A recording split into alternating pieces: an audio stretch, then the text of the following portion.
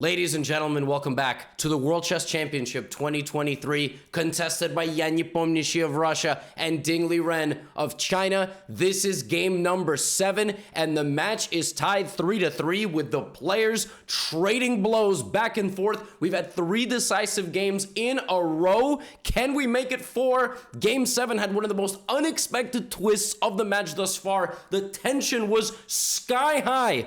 And it was such an exciting battle. And you know what else is exciting? What I'm about to tell you. Because I have a massive announcement. I wrote a book. Yep, I wrote a book. Here it is before I show you this game. It's called How to Win at Chess, The Ultimate Guide for Beginners and Beyond. Part 1 is from the absolute basics of the game, 0, up to about 800. And part 2 is for the early intermediate players, gets you to about 12, 1300.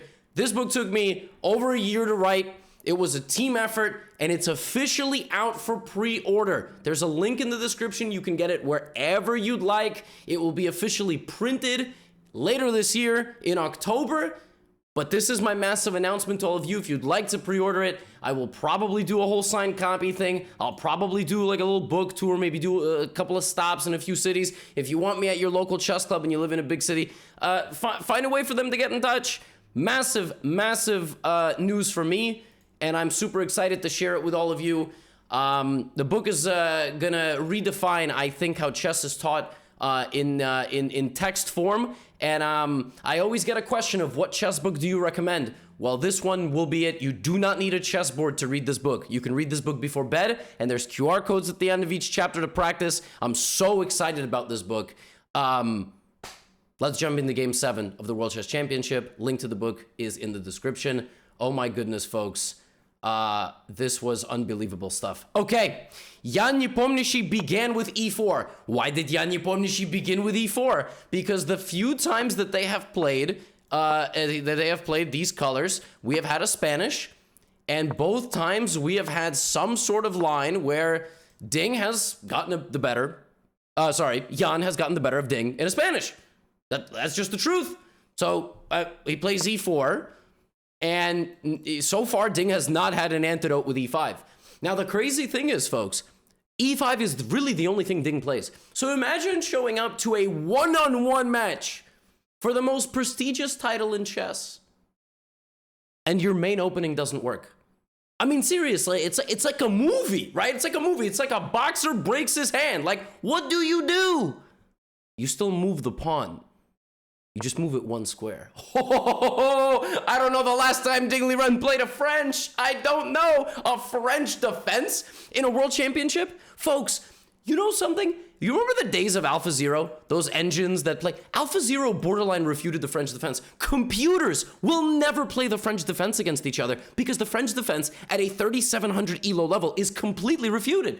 It's completely refuted, but not at human level. D4. D5, knight to D2, and now there are many lines. Knight to D2 is called the Tarrasch variation. Black can play A6, H6, knight F6, C5, knight C6. They're not all the same. D takes C4, and C5. So it's one of the main lines. In fact, I used to play this with black. I used to play this position with the black pieces. In fact, one of my nicest wins ever came in this line in the next move, which is this, knight f3. Knight f3 is a move that keeps the tension in the center. You are not taking, your knights are guarding your pawns. There is another way to play this position, which is when you take on d5 and either get some sort of isolated pawn position, or black plays queen takes d5. And there's this super interesting lines where white gets big development, but black hangs on to a pawn. Now, like I said, I used to play this, so I know what I'm talking about. Now, Grandmaster Alexander Strapunsky played knight f3 against me, and that was round 2 of the Millionaire Chess Open 2016 when I got an international master norm. I took on d4 in that game, and then I played knight c6. And lines usually go like this, and then boop, boop, bishop d3, and black has a very strong center, but a little bit less space. But in this game, Ding doesn't play knight c6. He plays kind of the second line, which is knight f6, attacking the pawns. It's a very, very tense position. Now, white can play e5 here, certainly. White can also take on d5, and then queen takes d5 is kind of normally the move that gets played. Then there is stuff like knight b5, knight a6, and so on. And there was actually a game where I think Fabiano Caruana blundered a piece like this, and he blundered, I think he blundered a full piece to Magnus in a blitz game, which is kind of hilarious that could happen. But knight takes d5 is what Ding plays. So Ding plays a sideline and then plays another sideline, kind of. He's sort of playing something that's very, very solid, and already we have just a different nature entirely. This is not a Rui Lopez, this is a French, but we have E and D pawns completely traded for white. White has no center pawns. Black has one center pawn, but a blocked bishop, all right? And now Jan plays knight f3, and then develops the bishop to c4, and here Ding plays a novelty. So as you can see, Ding is already up 10 minutes on the clock in the opening. Jan, the last thing that Jan was expecting was a French defense. And now, of course, the natural move here is just simply to castle. But rather than castling, Ding in 2 minutes plays knight c6, which has never been played before. So we play an opening that I don't know the last time a French defense got played in a world championship. I mean, maybe in the match Magnus Anand, because they were playing all sorts of openings, but it's been 10 years, like minimum. I mean, I really don't remember. I mean, I could be misremembering, but I don't remember. People play e5, c5. Knight c6 is a very weird move. Why is it a weird move? Because why is black voluntarily splitting his pawns, right? It's just bad structure, right? What's he doing? Okay, now both sides castle, and a fascinating, complex position has arisen. Why? Well, black has an extremely powerfully anchored knight. Black has the open B file, slightly worse pawn structure, but in the future could trade light-scored bishops, could also do this. And what does white want? Well, white has a massively open center, so white's gonna play like this, setting up an attack, gonna put a rook on the open file, gonna move the bishop, then gonna put the rook on the other open file, also knight e5. So it's just both sides have a cornucopia, a plethora of ideas in this position, all right? And here's queen e2. Bishop b7. Now, as you'll notice, Ding spent 18 minutes on that move. That's what happens when you don't play an opening and you play it in a world championship match. You just feel the nerves, all right? Like, that's just the truth, all right? Like, I felt nerves writing a chess book, but I did it, and you should check it out, all right? Bishop b7. I mean, obviously, ideas like c5 and opening up look good. Queen c7, maybe bringing the rooks. Bishop d3 here from Jan, and Jan has a very direct idea. He wants to checkmate his opponent. And you would think, well, that's just tremendously insulting. Why would he just play queen e2, bishop d3, queen e4 in a world championship match? Doesn't he know that his opponent is going to see that? Yep. Yeah. And judging from the time spent on this plan, like 7 minutes, another 12 minutes, he's not fully convinced that it's the best thing in the world. But essentially, you play like this because you want to induce your opponent to make a move. You either want your opponent to weaken their dark squares, or you want your opponent to retreat their knight and get out of the center. However, and I saw insight on Twitter, I think from somebody named Tom Rendell, and I just want to cite my sources. And Tom said, you know, French players know, like if you're a longtime French player, you never play a move like knight f6. I don't care if it stops mate and attacks the queen. You just don't play that move. Why? Because you're undeveloping. You need to try to make progress. French players know that they're okay weakening their dark squares in the name of dynamic chess, and in this case, this is dynamic chess. Well, Ding goes backwards, okay? And this allows queen h4, and now this is going to be a problem as the pieces stare this way. You cannot really play h6, because I got news. I'm gonna sack. I got news for you. This is really dangerous for black. There is no immediate threat, but it ain't pleasant. Knight g5, bishop h7, knight h7, it's really not pleasant. So that doesn't happen, but c5 now activates the bishop, and the bishop is threatening to chop the knight, because that would severely damage white's structure, which is why, instead of letting him chop the knight and severely weaken his structure, Jan plays the move bishop to f4 and knight to e5. He had no other way of doing that, and at this point, going knight g5 doesn't make any sense, because then I will play h6, and there is no sacrifice because the bishop cannot jump over a knight. And if you try to go back and set that up, well, black now gets a move and attacks your queen, okay? So bishop f4 is a very nice idea, hitting the queen and getting access to e5.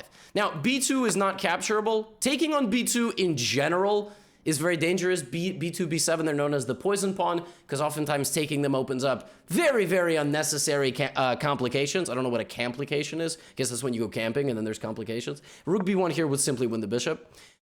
So that's not hanging, and also knight c4. Now, again, White has a better structure. What does that mean? White has 3-3. Like, it's just better to have 3 pawns together. Okay, it just... Now, black has a nice solid 4, but it would be better if that pawn was on b6. These pawns are just endgame liabilities.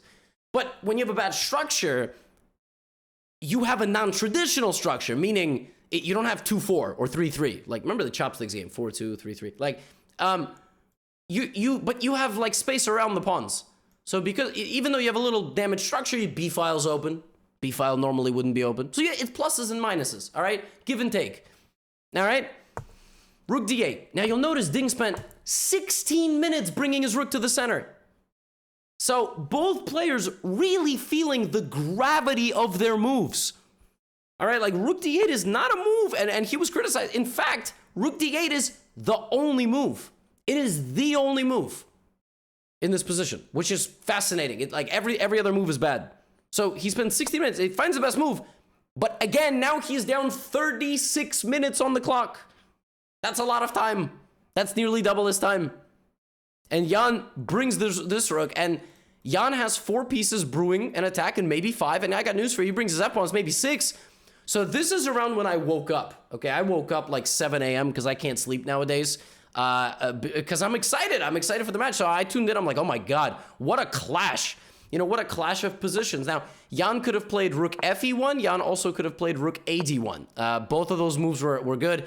I guess he went here because he wanted to bring this and also have an opportunity to play f4. Like if his f-pawn wasn't here and his king was tucked away, I mean, he would have a monster attack. Now, Ding here has a permanent question to ask, which is, do I like my bishop? Or do I like White's bishop more? Okay? Which bishop do I like? Which bishop is better? Like, should I get rid of this bishop? But what about my bishop? I don't have a bishop anymore. So I don't know. But eval stays around the same. He plays g6. So he does now weaken his dark squares, but he permanently removes the problem of this bishop hitting him over here. So Jan now takes advantage and plays bishop to g5 and applies pressure. But here, we show the justification of this move. Actually, black is completely lost here. Completely lost, if not for this move. Which is why you needed to play rook d8 in the past, because now, as Jan is bullying him over here, Ding slips and throws the left uppercut like McGregor Mayweather, rook to d4. Oh my. Oh my. And now we see the benefit of having the imbalanced pawn structure. The queen is hit. And the queen doesn't have a comfortable life now. And I got news for you. The rook knows his duty. If the rook gets stuck in the center, the rook does not belong in a crowded center. Because the rook's got nowhere to run. So what's going to happen is if this rook ever gets trapped, that rook knows that he's going to serve the duty to the king. He's going to sacrifice himself. This is unbelievable. This is an extremely tense battle out of an opening you never see in a World Chess Championship, which very well may lead to a 4th decisive game in a row, which is completely unheard of. Which is completely unheard of. You know what else is unheard of? QR codes at the end of chess book chapters. I mean, have you ever heard of that? Seriously, check the book out. Queen h3. Now Ding plays queen c7. Ding has 25 minutes on the clock to make 21 moves. That ain't good. I mean, 25 minutes is a lot of time. All right? But not for 21 moves. That is a minute a move. Barely. Barely. Now, this was one of the most tense moments. In this position, Jan had a borderline winning idea.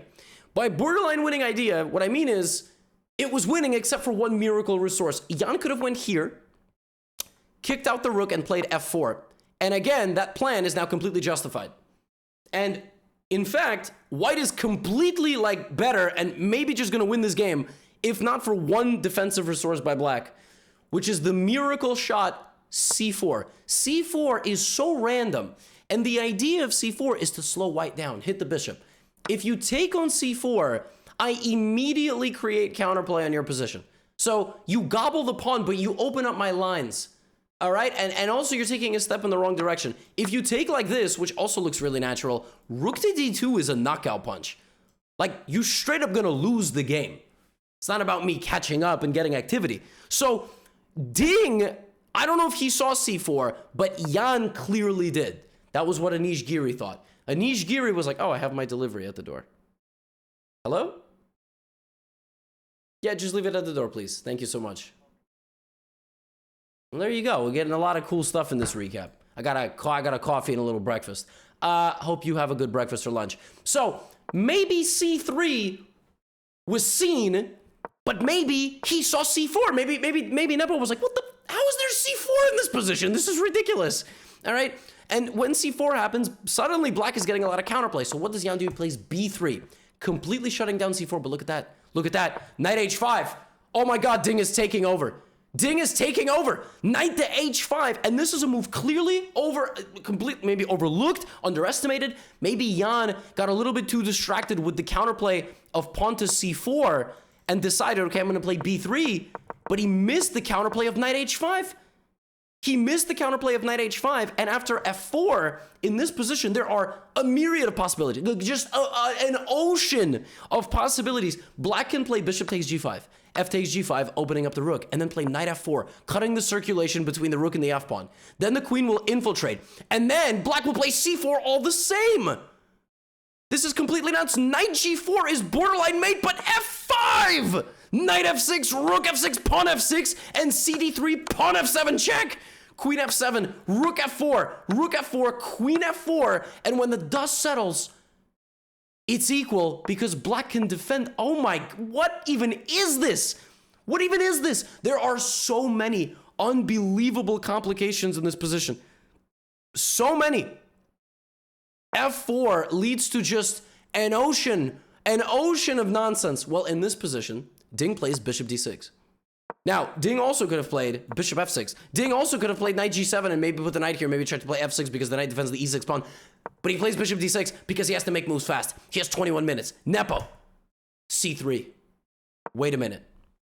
40 minutes to 21. It's now 26 to 21. Both guys got no time. Both guys are low on time. And the rook is trapped. I told you the rook is going to be trapped in the center of the board. And in this position, after the move c3, white is winning. If not, for one resource, the miracle shot. Knight takes f4. A brilliant move by Ding Liren. Knight f4 sends the position for an absolute tailspin.